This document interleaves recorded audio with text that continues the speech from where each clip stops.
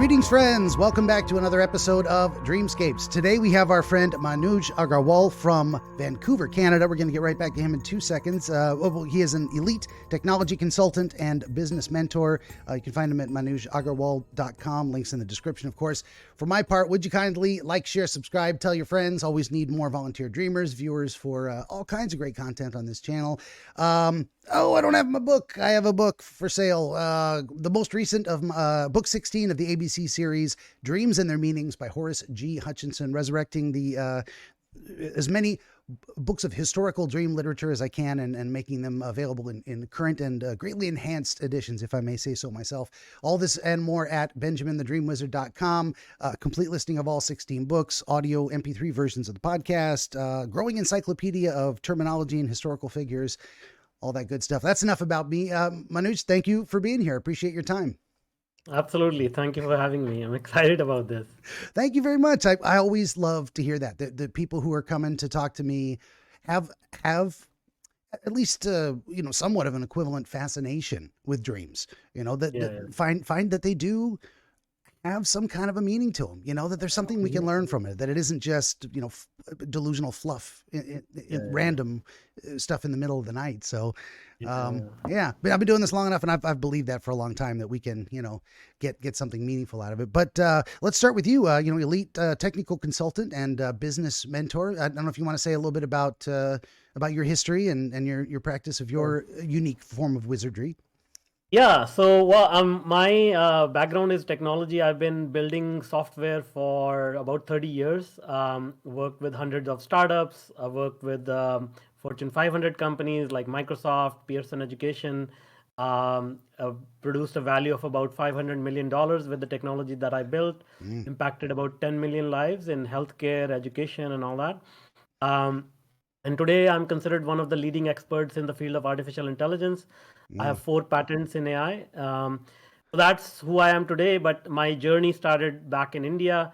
I used to work in a factory for $2 a day, working 6 days a week. So, going from where I was, I got some inspiration. Maybe it was a dream that sort of I worked on and found my passion for technology. And here I am today. Oh, that is very cool. That is quite a rise to success. I mean, I would say, you're in Canada there, but basically in the West like that. That's why a lot of people come over this way from wherever they're at, is the ability to kind of turn what you got into something meaningful and build it up, in a way that maybe in some other cultures or economic circumstances, it's not as easy to do so. Exactly. That's very cool. Well, you touched on AI. I have concerns about whether what that's going to do. I've been having some online discussions, we would say, with folks where the people who, what am I trying to say? The people who disagree with me, perhaps they would look at me and say, "Oh, you're just a Luddite. You probably thought the Gutenberg printing press would change society for the worse, that it would be a disaster." And I'm like, I get that. There's people out there that are just Luddites that are like, no new technology, it's all bad. I'm trying to sort out the good from the bad. And it looks like AI is going to be, my concern is always that it's going to be, there's kind of a three parts to my concern for a lot of things. But whenever is the quality of the change, the quantity of the change, and the rate of the change. And I think sometimes the change is too big. It is of a type that is radically different. It is too much discrete change all at once. And then it is a pace of change that outpaces our ability to adapt. So I don't know if you have some comments on that in regards to AI. So these are great concerns. These are valid concerns. But what I will say, let's address a few things, right? AI has been around for decades. It's not a new thing that just creeped up on us. It has been around for decades. I've been working with AI for 15 years. I have built solutions in, as I said, healthcare and education with AI and many other industries. So, and if you see that our world has already been sort of, influenced, if not controlled by AI for the last 15 years, ever since platforms like Facebook and Twitter and Google News came out. At the end of the day, these platforms are nothing but AI algorithms, right? So And you can see, from recent political sort of moves, even today, like even going back to 2014, 2012, 2008, elections and public offices are won and lost using AI, Mm. using data, right? So the idea is that now, so earlier, before 2022, before ChatGPT was released, AI and the power of data was used by a handful of people who understood how to use it, what to do with it, and those people became very, very powerful, very, Mm. very wealthy. But now it has been passed on to the public now. So the balance of power is now sort of democratized. In Mm. that way, it is actually good to have everyone get access to this technology, not just have it concentrate in a few hands, right? Oh yeah. Um, Okay, so now the next thing is the rate of change and the degree of change. I Mm. completely agree that this is a huge change, and uh, this is a bigger change that humanity has ever experienced, right? I feel it. Because Yeah. yeah, before this, as a person who who understands human psychology, and same here, we have always valued the intellect of a human being. Mm. Now intellect is commodity, because there is, as you said, we cannot compete with the machine anymore. So the good part of that is that if we are not going to value intellect, what are we left with? We are left with our humanity, we are left with our empathy, we are left with our ability to connect with each other, that a machine will never be able to replace. Mm. So if you look at it from that point of view, we are actually going into a better society where people will value, expression, people will value connection. If you look at history, the Renaissance period, and some other periods where art, literature, and those type of things were valued more than anything else, we will be moving into that type of a society, in my opinion. And Mm. now the final thing is rate of change. Absolutely, this is going to catch a lot of people by surprise, and a lot of people will need to be upskilled. Some people will be left behind, but this is the sort of the technological sort of a breakthrough that we have always anticipated. We knew it was coming. Even if you go back to what 1950s, there have been sci-fi movies Yeah. imagining Oh yeah. this juncture, and here we are. So it's not to say that we were not given a heads up, but now is the time for people who can bring about positive change with this technology.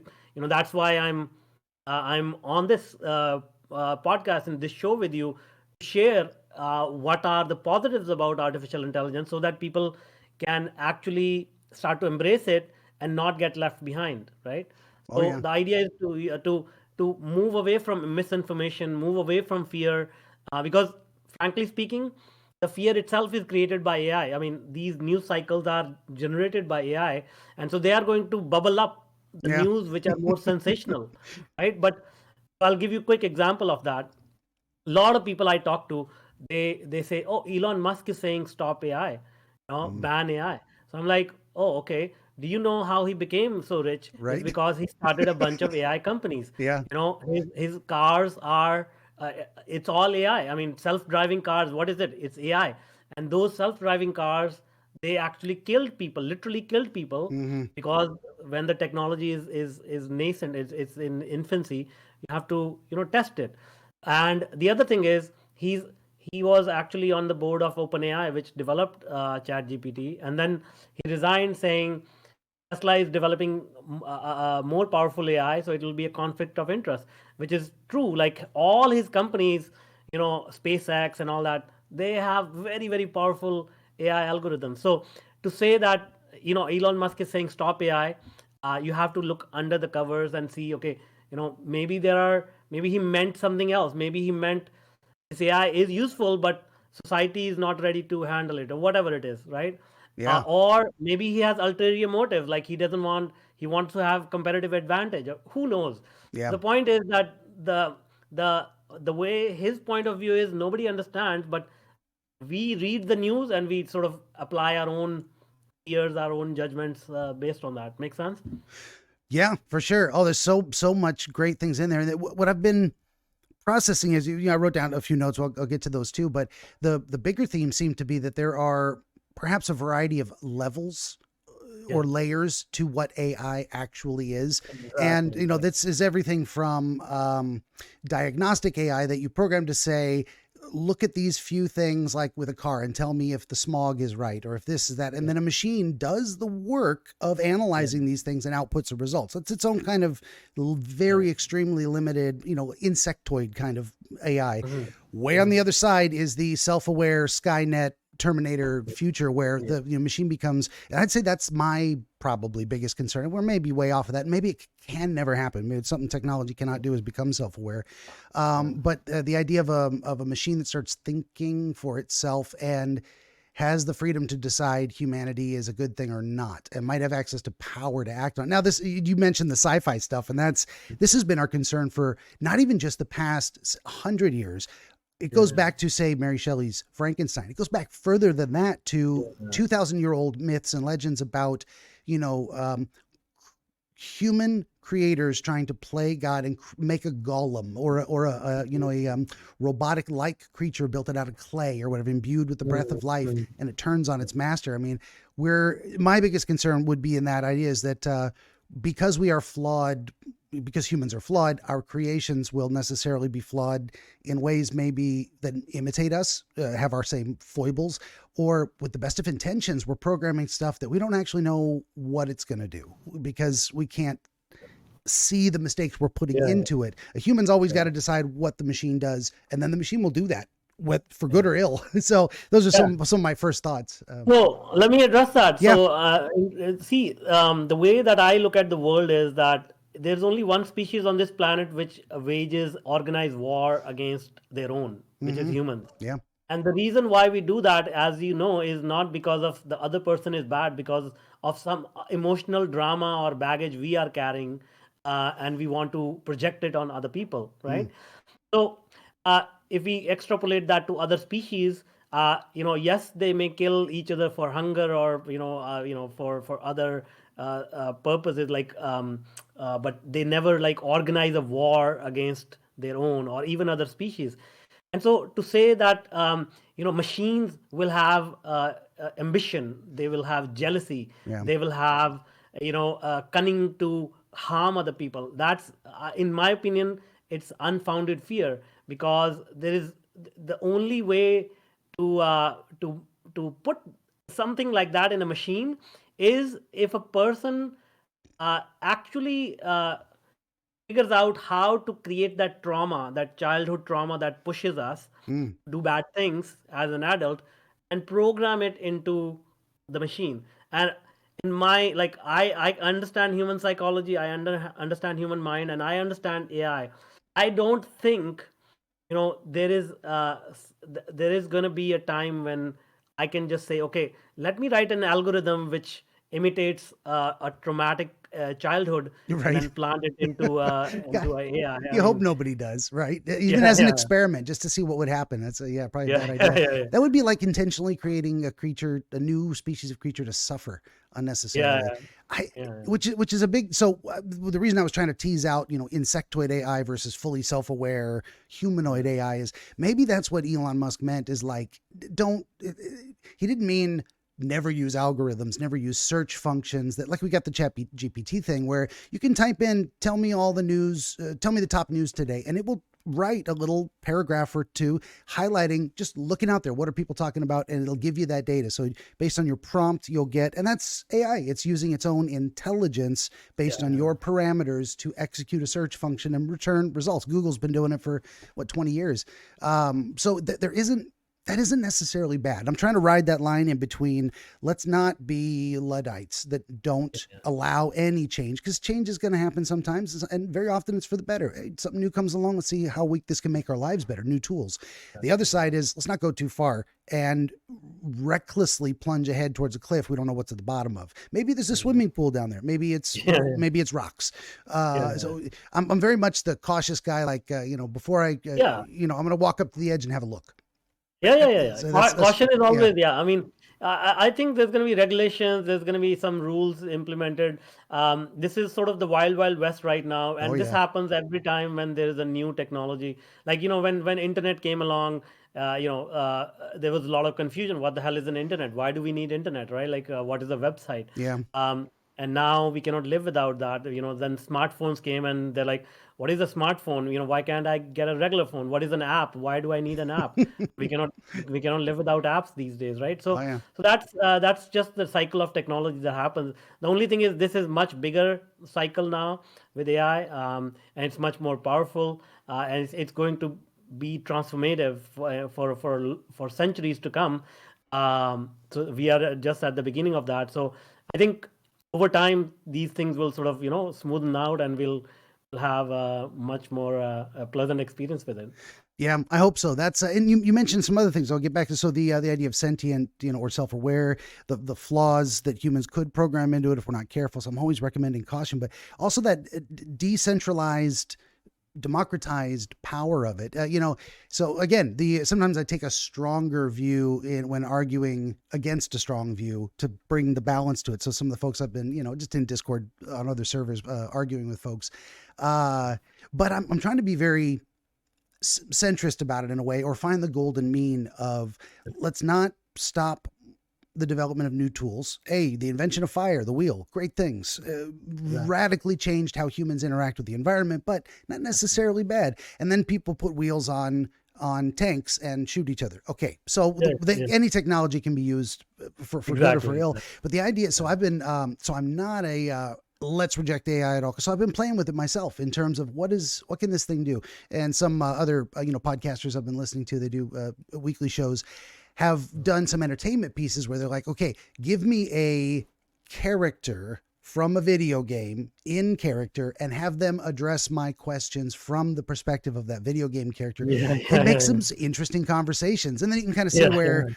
it's, it misses the point sometimes because it doesn't get that nuance, or it's inconsistent because it says something, it fills in the gaps, and then it says something later based on the gap it filled in. And actually that's not something the video game character would say, because we understand personality and how it's a little more stable than that. And we don't say contradictory things, or sometimes we do say contradictory things, and being too rigidly logical is not actually what humans do, whether it's for good or bad.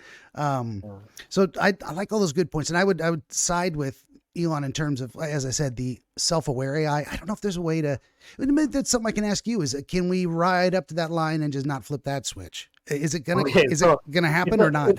What do you think? See, here is the funny thing, we worry about that, but again, you have experience with human psychology. In my opinion, 99.9% people are not self-aware. Self-awareness is the least common quality that humans possess. You got a point there. Yeah.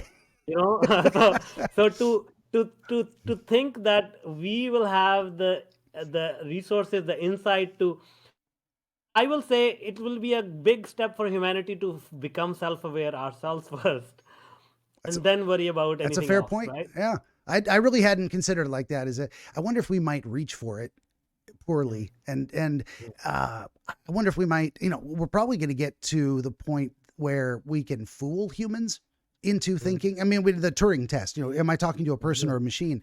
We're getting to that point where we can't tell the difference. That's also one of my concerns too, is what's going to happen if chatbots get let loose on the internet. I think there's already some speculation, I don't know the raw data, that up to 60% of internet traffic is bots. Now that might mean, automatically posting ads based on keywords in your content on Twitter. That's a bot that regulates. So that is a bot posting content. But when we get down to, is this a real person making comments? And then, but also that democratizing the power thing, it's kind of like, if only the wealthy elites have this power, then they can shape public opinion in a way. But then are we going to get into bot wars where it's like, okay, now everyone's got a bot and they're trying to create the false impression of manufacture consent for different things by showing, look how many people agree.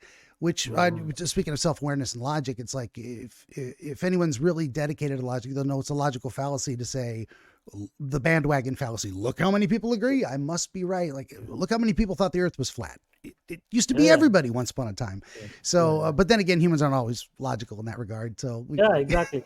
Yeah, I mean, the thing is that what I'm trying to say is that when only a few people have access to this technology, they can sway the public opinion in one way, right? But if everybody has access to the same technology, then the other side can also use the same technology and counterbalance the force. yeah. And the aspect about most content will be created by AI and stuff like that. If we look at human history, the press, the propaganda, the marketing, everything is generally controlled by some algorithm, some power.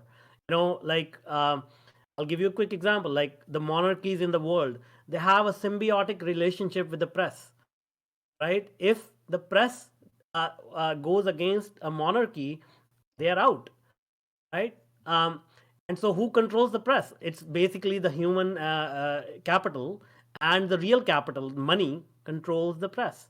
And now the same thing is going to be translated into digital world. And if you look at so the end effect will be, yes, there will be some trust broken, but then slowly people will start to recognize what is fake and what is not fake. Yeah. We look at branded clothing, branded like luxury goods. Oh yeah. There is a fake market and there's a genuine market, and there is way to tell, right? Like people who can tell, they can tell. And so that's how the world evolves. There's always going to be imitation. There's never been a time in history where there's not like imitation or falsehood or what have you. Oh yeah. But then people are smart enough, as we evolve, as our mind evolves, we are smart enough to figure out what is what. So I think, yeah, I mean, there's going to be, as I said, this is a time of transition, and in time of transition, there's confusion, there's fear, there's a lot of all of this stuff, all these emotions come out. But as things sort of settle down, we'll figure it out, and then that's part of evolution. That's human evolution. Yeah. Given that alternative, you said a great thing too, which is that humans have actually been executing our own algorithms for centuries, millennia possibly. And it is, like and connected to the press too. I want to get there as well, but we look at, it's a, propositions, if then statements, and different things that we put into logical practice. And we do it at scale, especially with, say, governments or monarchies in the past. And how do I keep my head on my shoulders, keep the people happy, do what I think is right, and work with all these various different factions. And it's coalition building sometimes. And so we've actually, all we've done is move it into technological sphere. We've outsourced some of our thinking to machines, just like we used to outsource physical power to machine, simple lever, that kind of thing. So yeah. I think, so talking to you is definitely, it's been good to explore this subject in this way for me, because I don't think the people I've argued with haven't quite had the insight you've had in terms of addressing the concerns specifically. They tend to go, some of the folks I talk to, tend to go a little more towards mocking me for having concerns, which I don't think is productive. I'm like, yeah, but that doesn't say anything about, am I right? It's just, So it's good to get a broader perspective from someone who's, who's kind of been there, done that, and kind of sees where it's going a little more clearly. Yeah, that's a good experience to have. I had no idea this conversation was going to go in this direction. When we started, I'm glad it did. I never know what I'm going to talk to people about, Yeah. That's good though. And bringing the, idea of human psychology into it too, is we've been hacking human psychology for years. And that's kind of where, even back in Machiavelli wrote The Prince, and he's like, here's how you hack human psychology in terms of being a good ruler, an effective ruler. And for him, that was, staying in power as well. You can't do anything if you don't have the power. So here's how you stay in power, and here's how you use it to keep yourself in power and keep things stable. And, so it's been growing ever since then. And putting the power, this is where I was going with that too, the idea of putting the power of speech in more people's hands, in terms of allowing people to print pamphlets. Yeah, you're going to get a lot of propaganda, and of course, but you were getting propaganda before. It was just in the hands of the few that were able to authorize Yeah. it in their own Yeah, way. yeah, So exactly, exactly. And then one more thing I will say is like sure. you brought up, you know, brought up human psychology and Mm, self-awareness. Uh, See, I believe AI is actually extension of our human psychology, mm, and the advantage will moving forward will be for the people who are higher, who have higher level of consciousness, who have more empathy, and who are self-aware, because those are the people who will be able to really use this technology to impact bigger number of people, larger groups of people. mm-hmm. So people who are just you know purely capitalist, they are not as empathetic, they are not as self-aware. So I think they will have less advantage moving forward in actually versus people who are more self-conscious, more self-aware, and more empathetic. I think it's a good point too. Yeah, because even if you say endorse capitalism from the perspective of, well, I have things to say about that too, but from the perspective of functionality, like this is what seems to work best. Planned economies, top down governmental stuff, it seems to go wrong more often than not. So this is the better way. But I look at in my estimation, there is no such thing as quote unquote capitalism. That's been a phrase turned. I look at it Yeah, as yeah. the freedom of association and the right to voluntary trade, by, Mhm. by mutual consent of the people. So you can, and these are the freedoms that we have, the self ability to self express, that lets us say, well, I'm going to use my, in the right of private property, I'm going to use my labor to make a thing. You want that thing? Hey, let's trade voluntarily, and you can decide who. But all of that is got to be subsumed under the ethics of what is it right to Yeah, do. yeah, I yeah. can't poison the earth. I can't do involuntary trades with people. I can't say buy my product or else.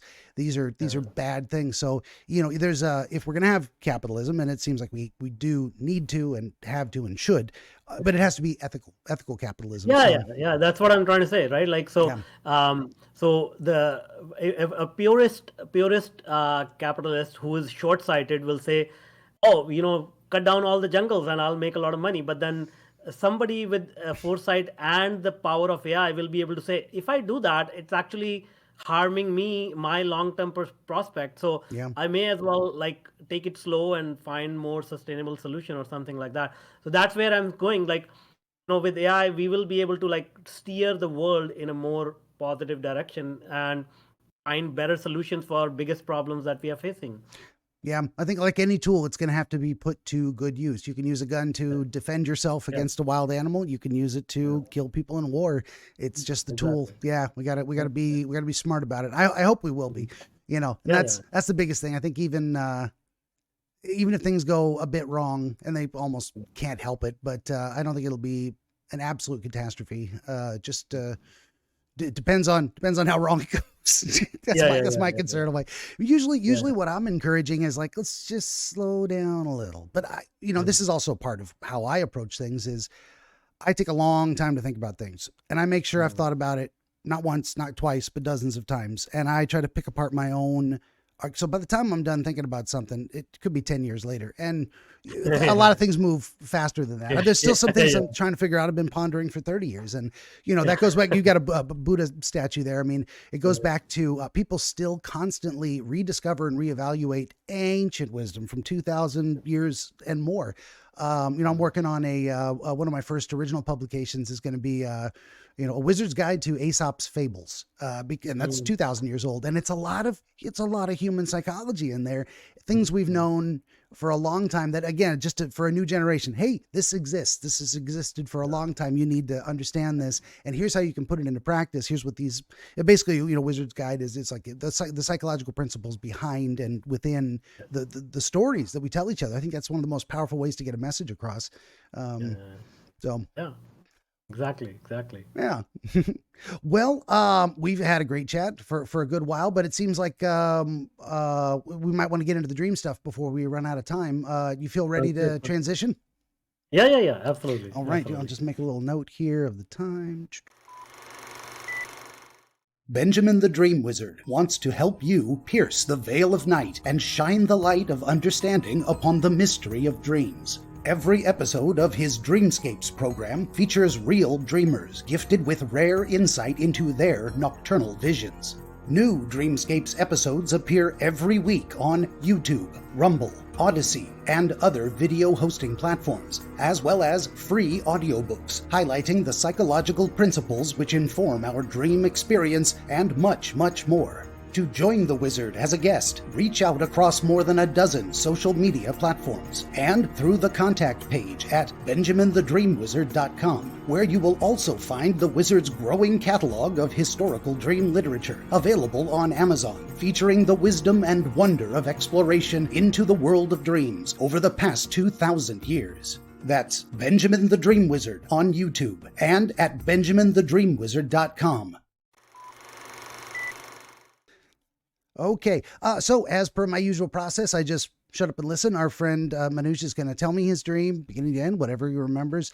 Dreamers out there, you can't do this wrong. The pressure's all on me. So then we'll go back through it again and help me see it more clearly, and we'll try and get you an understanding that makes sense to both of us. So I'm ready when you are. Okay, well, so this was an interesting dream I had maybe 2 or 3 days ago. Back home in India, when you get married, you generally get you have an arranged marriage. In an arranged marriage, your parents pick your spouse, and you go meet the whole family. It's not like a dating thing. You're in a sort of a group scenario where. So in this dream, I was a young boy, about 20, 22, and my family had arranged to see a girl. And we were invited over to visit them in their home. And so basically what ended up happening, we had tea, we had refreshments, whatever. And then I started talking to her younger brother about AI and technology, which didn't even exist back then. Right. I didn't know anything about that. And then she was like, just in the corner, sort of looking at me like, why are you talking to my brother? Why are you not talking to me? And so that was a very interesting dream. That's sort of the summary of it. Okay.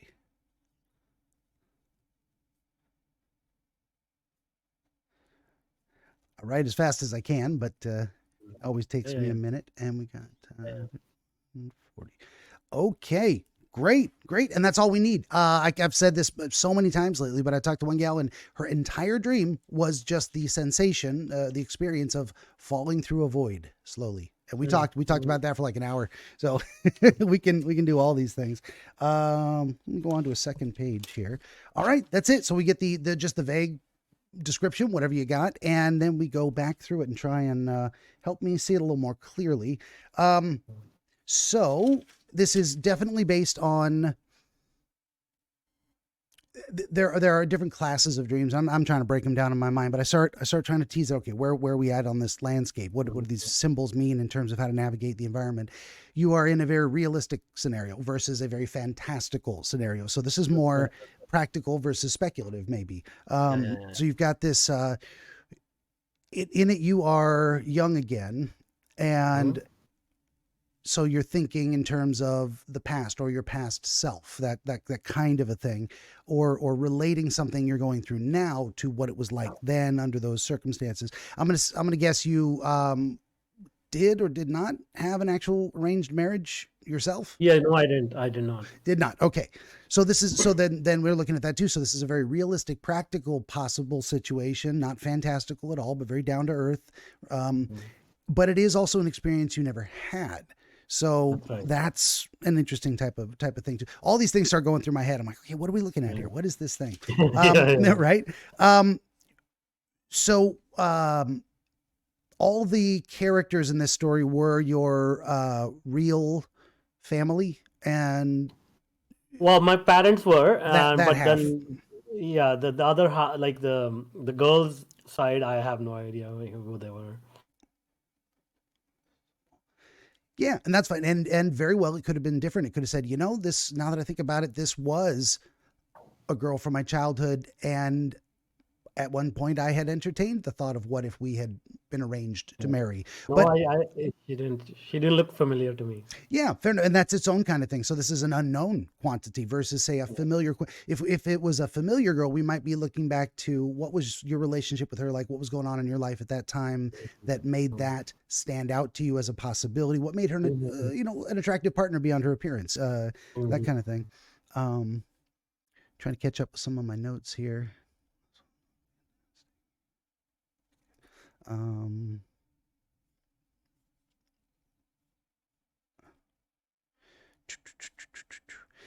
Okay. So what is the first, say, visual image you had in the dream? Was it being at the home of Yeah, this person? yeah. Okay. There was like a living room with a coffee table and like tea on the coffee table, that type of stuff.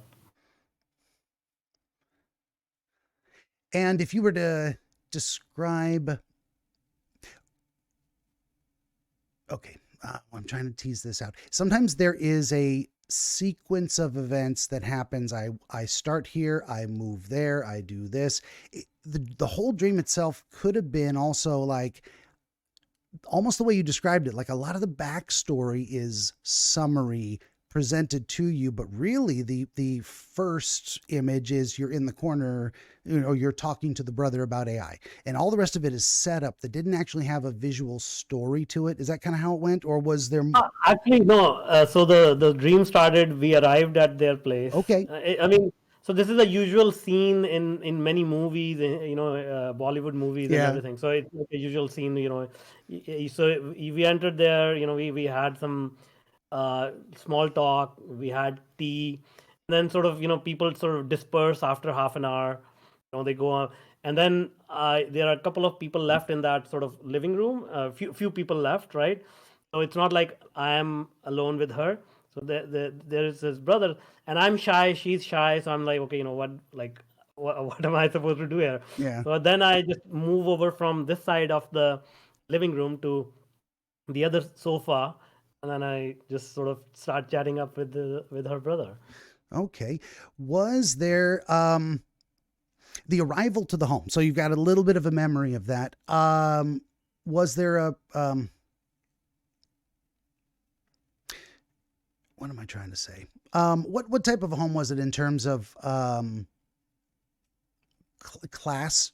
Was this I mean, middle class, not okay? very flashy, like just yeah. I mean, yeah, just Oh, I will say lower middle class, lower middle class. and that was also your same Yeah, same class in India when yeah, you were younger, kind of lower. yeah, Okay, exactly. that might be its own kind of distinction if it was different. So there's a mismatch. Oh, hey, I'm marrying up, or I'm Mm, marrying down, but maybe for reasons. This was no. mm, Imagine she's about the same. This is a lateral move. yeah, This is a good match, yeah, maybe in terms of being at the same level. So yeah. there's things about that. It would be a much different story if you're looking at this like, and all the things that stood out were reasons this is never going to work, and you were terrified that you were going to be forced into a marriage that you Well, didn't want and then knew was going to yeah, fail, yeah. that kind of thing. One detail came up. Yeah. So I'll share with you, but let's see how it goes. So I got married and then I got divorced with a girl, and there is a there is a thing where my ex had some acne on her face, Mm. and since then, since the divorce, like I have not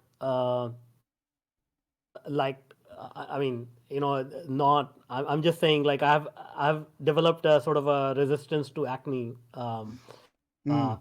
and then in the dream this girl had acne, Okay. so so maybe that's some Sure. link there. And that's why we talk about it. It's like, why would you think to bring that up in the description of the dream? Doesn't seem, and you may not have even considered it until you started looking at her. And I was going to get to that. What were her physical qualities? Any feelings you had regarding that? So there was maybe a little hint of a negative element, and it doesn't matter, nothing wrong with people with acne. It happens, and it could have been the love of your life Yeah. was had acne. It's like, so you consider it cute. It's like freckles, whatever. Yeah. And so there's no judgment on that. And from either way, you like it or you don't. It's if someone's got a preference for short redheads, so be it. Good luck to you. Right. So what I was trying to get to, and we're going to come back around to that. So it's good. Anytime, cut me off and throw in details if you think of something.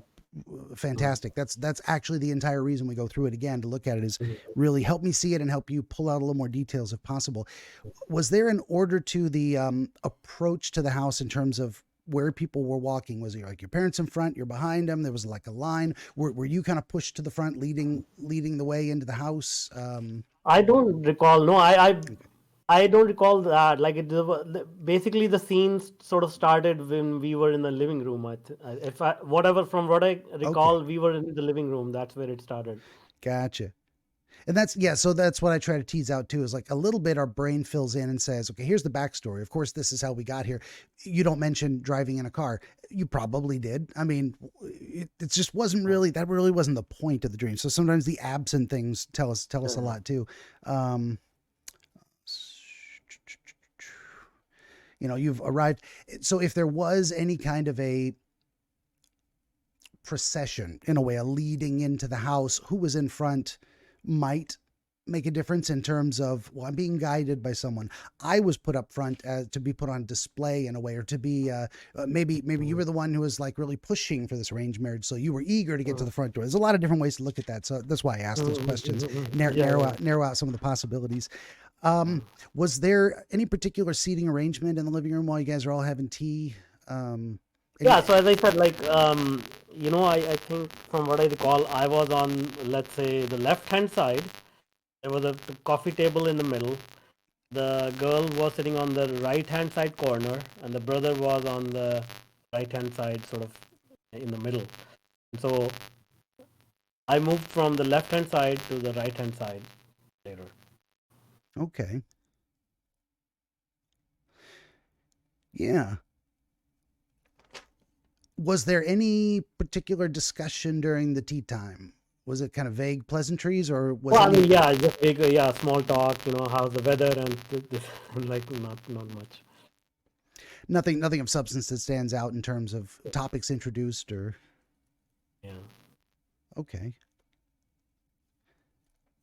Definitely just a regular kind of social visit. Exactly. Yeah. Do you remember anything that happened right before? Well, you said the that portion of it, you kind of go through the niceties and everyone talks about the weather and all that good stuff, and then eventually it kind of breaks up into smaller group discussions or getting to know people one-to-one, and that's also typical. That wasn't unusual for this type of setting. Exactly. Is there anything that immediately preceded that? Any kind of a marker or event or phrase or anything stands to mind of like, here's the person who introduced the transition point. Okay, we're done. Move on with doing the other stuff. No. Nothing stands out. Okay. Sometimes there are transitional elements that, like, when this happened, then immediately after that, this happened. And sometimes that gives us a connecting link to, but it seems like it's all, so everything's normal. It's all realistic. And this is pretty much how it would go. But for some reason you deviate from, I'm going to go talk to the girl because I'm supposed to marry her. Maybe I should speak to her. So let's start this now. But you did mention you're both kind of shy. Did you have in the dream the impression that she actually that it would be an imposition to go and talk to her? So you went to talk to her brother instead, like you were just putting it off for a minute, or? Yeah, I guess. I mean, so because I remember at that in that age, I was never too sure what to do. Like, as a young adult, generally in these new situations, you have no idea what to do. Oh yeah. So that was a familiar feeling for sure. That was because I remember in many similar situations, especially with the opposite sex, I had no idea what to say, what to do. I was just like, try to figure out what else I can do there. Yeah, that's good. Another very realistic element of, like, if I was in this situation, I wouldn't just go straight up and talk to the girl, because that's not something I would ever would have done. I don't know what to say. Much easier to talk to her brother, but you're still kind of moving in that direction. Maybe it's like, you talk to her brother and then you work your way around. Yeah, yeah, yeah. What I'm getting to as well on that is well, let me not jump the gun on that. Did you start the conversation? Hey, let me tell you about AI, or did it evolve into that based on something he said, and you're like, oh, that makes me think of this? Kind of, how did that topic get introduced? I think no. I think I just sort of moved over there, and maybe if I recall, maybe I had some small talk about sports or something like that, and then sort of it started transitioning into what do you do, and what are you passionate about, these type of things. I think that's how it went. Okay.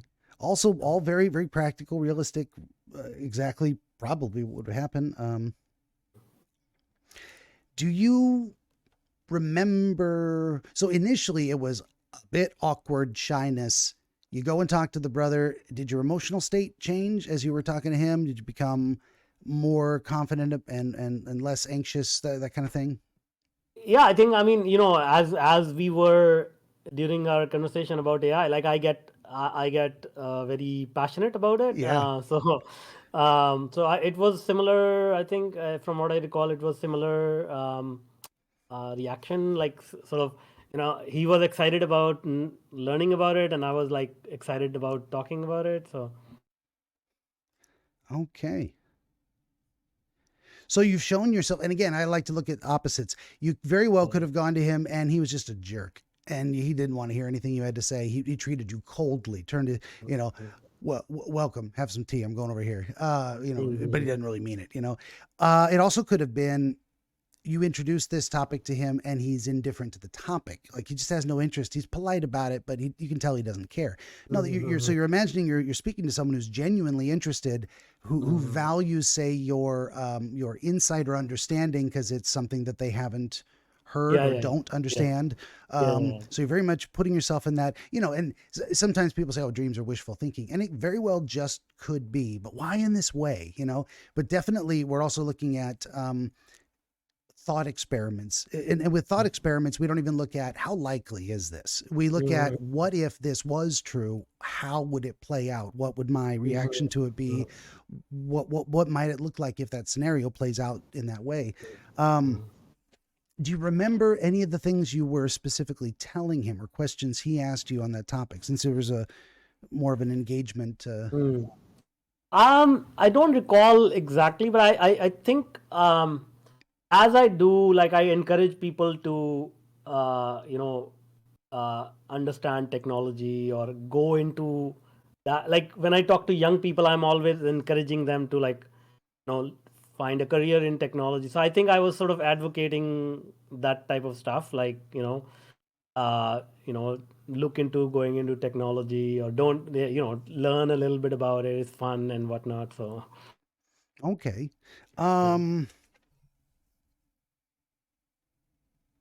That's where your description kind of ended.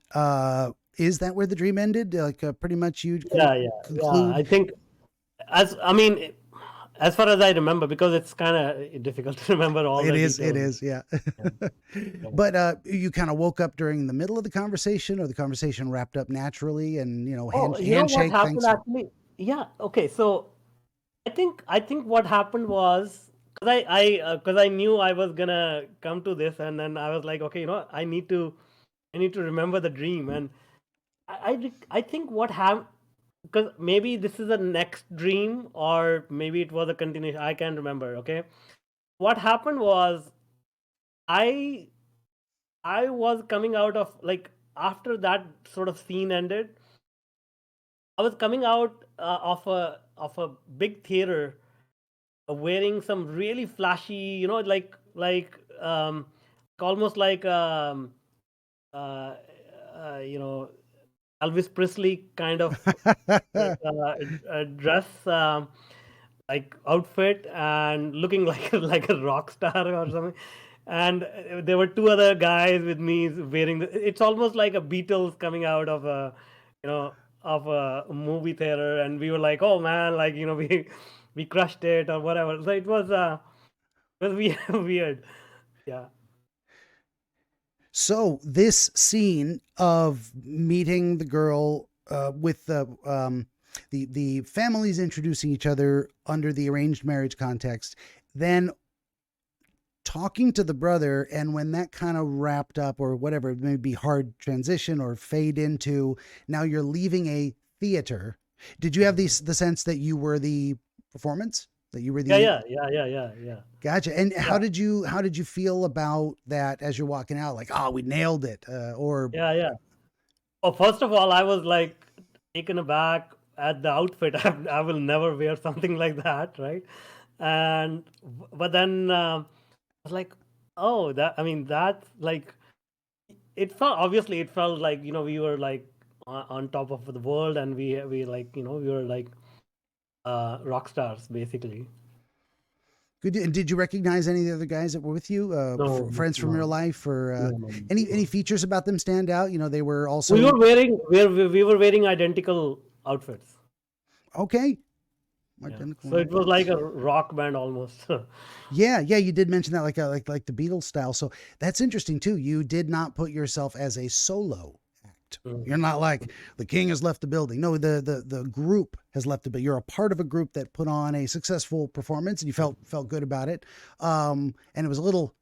You were surprised at the outfit because it's you don't conceive of yourself as someone who is flashy, who's like, Mhm. look at me to this extent of wearing something attention Yeah, grabbing. yeah, yeah, yeah. Uh, very interesting too. And you didn't put yourself solo. So it's more of a maybe I didn't do this alone type of focus. Mhm. Whatever I succeeded at, I did it in the context of with a group. Yeah, but I Um, think I felt like I was sort of the lead at some like I was the lead at like yeah, I mean that's the sense I got. So Yeah, well, because of course you were, but no, yeah, you yeah, very well could have not been. You could have been yeah, actually yeah, a backup singer and had that yeah, impression. No, but you yeah, actually had the idea. But then also, it's like you might have been the leader, but you didn't do it alone. You know, yeah, that's yeah, I think yeah, there's also that kind of an element in there too. Is you Mhm. were not a solo act in Yeah, that yeah, yeah, regard. exactly, exactly.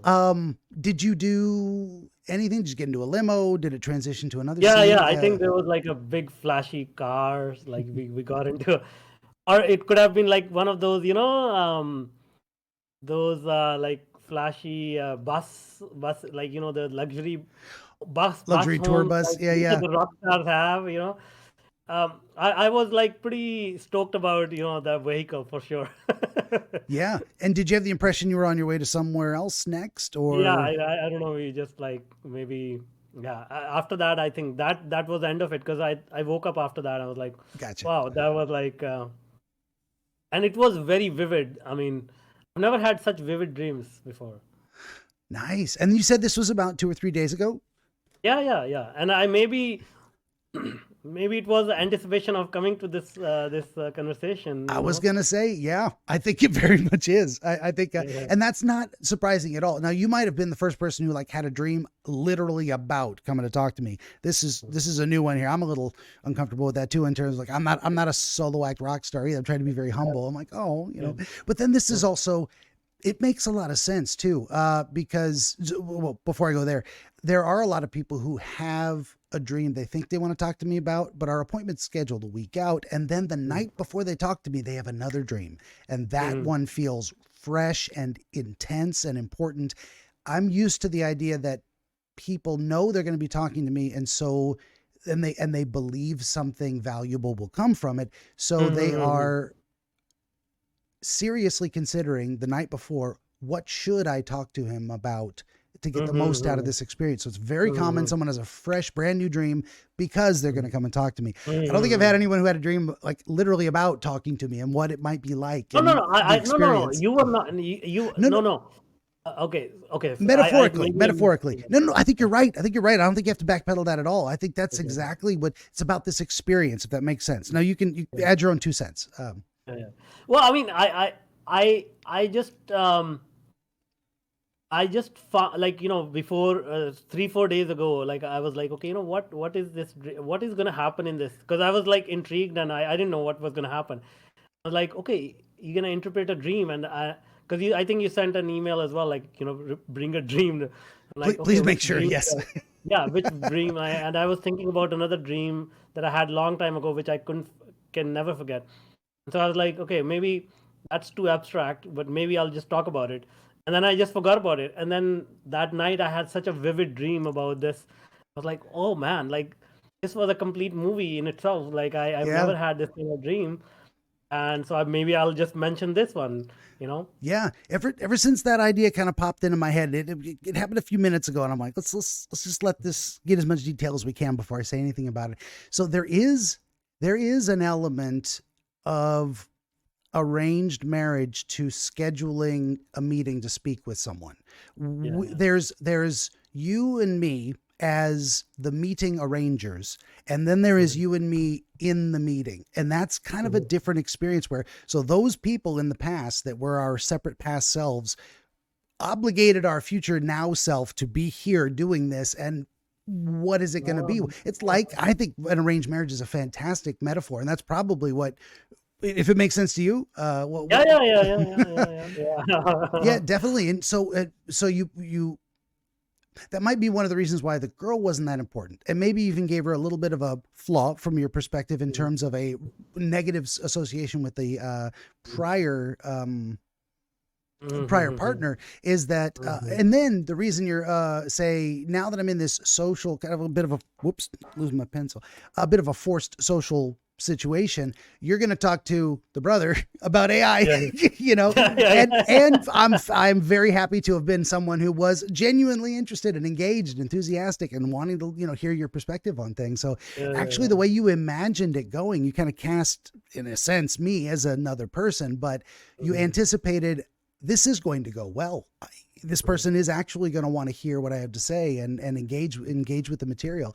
And following that, you had an additional level of confidence to say, I'm going to walk away from this looking like a rock star. Now, maybe I didn't do it on my own. Maybe that's a little too self-aggrandizing. I'm part of a team. I'm going to be humble, but, and very satisfied with your performance. So that very, very speaks to, I'd say, personality-wise, the self-confidence. I know what I'm doing. This guy seems genuinely interested. I think this is going to go well. And, if we were to look at it from one angle, in a sense, it ended up being a prophetic dream, which I couldn't have told you ahead of time. But only now, from the sense that if you're enacting true wizardly powers in the practical sense, you can see the future a little bit because you understand cause and effect. You can read people a bit. You can predict relatively accurately how things are going to go. Yeah. So and sometimes these things, the way I said about dreams being wish fulfillment. Sometimes we tell ourselves harsh truths. We say, no, this is not going to go well. You need to realize why, and here's a bad outcome, and that's a nightmare. Fair enough. The other side of it is we can also be very realistic and say, I believe, I have good reason to believe this is going to go well, and here's what it's going to look like, and here's how I'm going to feel. And that reinforces our confidence. It's like a little self-pep talk in our sleep. I think that's great. And then the idea that I think it also speaks to your humility, to the idea that you would put yourself in the flashy outfit, because that's what performers do. They draw attention to themselves. They are there to be looked at. But number one, you're not comfortable with the flashy outfit. It's like, that wasn't the point. The point is not, look at me. The point is something else. The point is the performance. But you also did it as a part of a group of like, well, I didn't do it alone either, and maybe other people have helped you along the way, or you do your best work in team settings. You can bounce ideas off of people. This is where I'm just going to stop for a moment. And you tell me what you think. This makes sense, man. Like, this is, wow. Yeah, I'm speechless now. Very cool. Well, that's very interesting. Yeah, very interesting way to look at it. And I wonder how many other things I can interpret in my life based on those dreams. Yeah. I think sometimes dreams are very specific to a single issue. It can be explaining to yourself why you believe something, exploring something you're not sure what to believe. It could be self-pep talks, like in this circumstance, like I predict success. It can be a lot of different things. And, because we actually did kind of get to a pretty good understanding of that just feels right. That's how people, you're going to feel it. It's got zing, eureka moments like, wow, that makes a lot of sense. We got time to look at another one. You said you've had another one that's really puzzled you for a long Well, time. very interestingly enough, you mentioned this girl had a dream of falling, and and that dream was like long time ago. I'm a big fan of space. Watch a lot of space documentaries, and this dream was me like getting pulled into like a black hole, kind of black hole, Mm. and and as I was getting pulled into the black hole, I realized that is what divinity is. Like that is what God, whatever people say, I want to reach that, right? Like I'm not like I'm an agnostic person. I'm not religious myself, Hmm. and when I had this dream, I almost felt like I was getting pulled into a god-like energy. Like I was like, Mm. like I was meeting God, and that was like, that has left me confused for, like, as I told you, this dream I had like maybe a decade or more ago, and I can still remember it so clearly. Like it was like a hurricane kind of in the space, a huge hurricane, and at the end of the hurricane was like this black hole, and I was like getting really pulled into it, and it was not like a swift pull. It was like a gentle, like slow motion kind of thing. I was sort of floating towards it, and there was a big, this black, around that black hole there was a big halo, big light, and yeah, I was like, um that was like a really powerful dream. Yeah. And so that was pretty much the entire experience of it. You Yeah, start further away, but within the kind of hurricane tunnel, yeah, yeah, slowly drifting towards, and the dream ends before you reach the event horizon. Uh, yeah, yeah. I okay. think Yeah. no, it's actually I managed to touch it. It's like almost like I reached out my arm and managed to touch the black hole, and then that was it. Any result from touching it, or was it the dream ended immediately so that there was no time for an experience to happen regarding touching No, it? I think no, that's it. That's where it ended. Yeah. Okay. Because that would be its own interesting.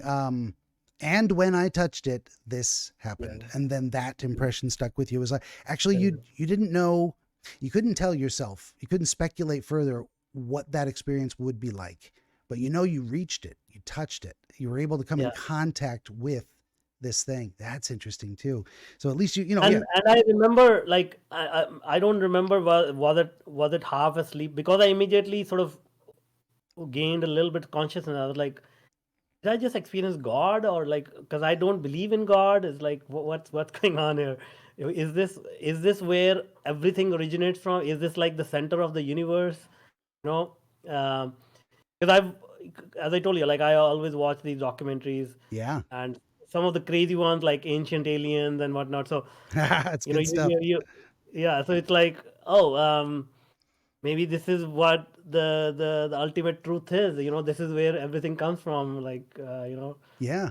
Well, throwing my own bias out there because I got to work through that when I'm listening to you. It doesn't matter what I believe, but sometimes my conceptions. First thing that I thought of was like, I am also very much kind of an agnostic, atheist type of person. Now, so a little bit more about that. It depends on how you characterize these things. There are some people who say you can't be an agnostic and an atheist. You have to pick one or the other. Well, I think it's both. I look at it as that window of, um, anyway, like a four square yeah, yeah, Johari window type of thing.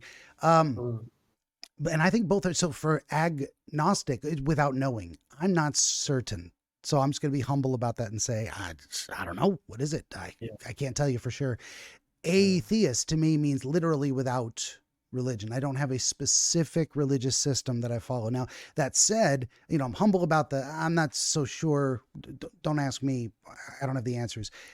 But on the atheist side is I don't subscribe to one system, but I appreciate them all. There's a lot of ancient wisdom that is just still true today because it is eternally true. And so I have a great appreciation of those things.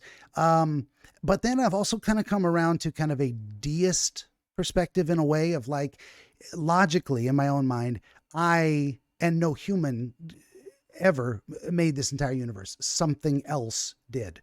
Okay, whatever that something else is, you can call it God, sure. Now, is it the bearded man in a robe sitting on a golden throne in the clouds, Christian God? I don't know. Is it what's the Indian chief? Krishna, Vishnu. Krishna or Vishnu? Yeah. There you go. I couldn't remember the name. Thank you. Yes, maybe. Are we talking about the same creator entity? I think so. And then, so we get around to, and this makes tremendous amount of sense to me. You have someone who is a very rational, scientific, agnostic, not following any particular religious system, but you feel the pull to understanding of spirituality and higher powers, but how do you conceptualize it? Like, well, the most powerful force in the universe that we're aware of is a black hole. It eats light. It is, when we think of light as, there's nothing faster than the speed of light, and a black hole catches it. Whoa. Yeah. So I could see very much conception. And I've had a fascination with black holes too, in terms of like, what was it? There was a Disney movie, I think it was called Black Hole. And, one of the villain gets sucked into a black hole and actually comes out the other side. And ever since then, I've thought that's a fascinating theory. What's at the bottom of that whirlpool? What if it pops out into another reality? What if every black hole is creating a new, and this is what I've thought too, and this may actually be true with the multiverse theory. What if at the end of every black hole is a new Big Bang? Whoops, as I throw my pen. Exactly. Because we're looking at what caused an infinitesimal spark, infinitely dense, the entire material of the universe to explode into planets and galaxies and suns. Could it be the compressive power of a black hole that then... Exactly. So I don't know. So I'm going to stop right there, and just having thrown out that context a little bit, what do you think about this dream in terms of some of the things I've said? When I started rationalizing it, like when I started logically thinking about it, because I've been thinking about this dream for such a long time, right? And frankly speaking, at that time, I didn't even have that much knowledge about black holes, like, the theories that you mentioned, because I've been reading the same theories, like, the universe could actually be just the opposite end of another black hole, which sort of makes sense. Yeah. But at the same time, universe is so like confusing. I don't think we are supposed to make sense of it, and so, it's what you said was sort of the similar conclusion I arrived at, is like something is pulling me, and I around that time I got into meditation and Buddhism and learning about the mind and all that. So maybe it resonates what you just said, and I sort of arrived at similar conclusions. Yeah, absolutely. That's really what, and it's interesting too. So you pulled that pull, and we use a lot of words like that. I was driven to do this. I had an urge to do that. I was pulled towards, I felt an attraction, all these words to describe a sensation of moving in towards something, or the desire to move towards something. There's also the opposite words. I was repelled by this force that moved me away from something. So, and we experience them as involuntary. So you were this visual, a fantastical representation of being in, like I think you mentioned it, like it looked like a hurricane, but you're not being violently tossed around. You're not being slammed against something against your will. But there is this slow, gentle pull, and you weren't afraid. You didn't feel like you were in danger, but you're just recognizing, what is this feeling look like? It's moving me in this direction slowly, and you actually were able to touch it, but without answers. I think that's a significant part of the dream too. It's like, so in terms of what you were conceptualizing, it's like, if I allow this feeling to move me, I will be brought up against this thing I'm curious about. I will be able to lay my hand on it physically in a way. I will be able to come into contact with it and begin some kind of understanding. Because there's a very powerful metaphors in touch, getting our hands on, getting a grip on a problem. So coming into physical contact with things is, so you're like, if I think you were looking at, you're asking yourself, should I let this pull guide me to find out if there's anything important at the end of this journey? If coming into contact with this thing and leaning into that experience is going to have value. And I think the dream said, you can, if you want to, and if you do, it will yield some kind of result. Rather than conceptualizing it as a forced experience you wish wasn't happening, or this is going to be pointless, I'll never reach the destination. I kind of thought you actually wouldn't when you were describing it. I'm like, he never touched it. Oh, he did. Oh, that was its own layer. I don't know if that kind of additional layer makes sense as well. And it sounds like you did. You kind of leaned into it and practiced meditation, kind of got into a spiritual phase in your life. I mean, spiritual as in like, So I have experienced multiple experiences after that, like which were very metaphysical and spiritual in nature. But